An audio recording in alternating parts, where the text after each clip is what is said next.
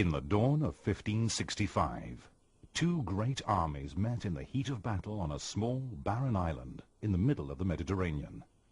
Victory could go either way. Defeat would mean disaster.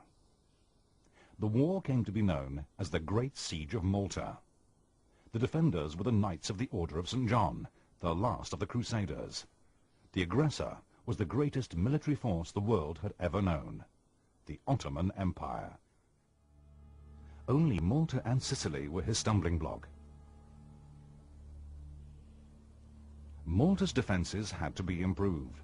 The main entrance to the Grand Harbour was undefended on its northern side, so it was decided to build a fort on the tip of Mount Sherbera.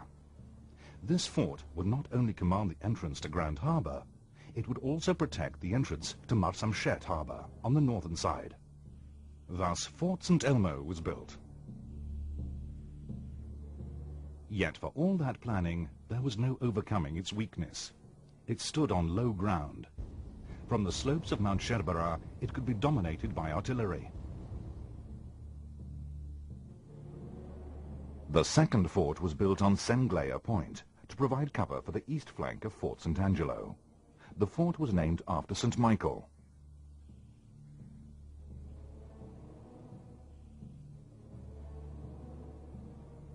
Birgu and Senglea were effectively converted into one massive defensive position. To completely seal off the area, a great chain was slung across the narrow neck of water to ward off any seaborne attacks. News that a small relief force of 4 galleys had arrived. The force, numbering 700 men, was known as the Piccolo Soccorso. Their arrival injected new life into the defenders.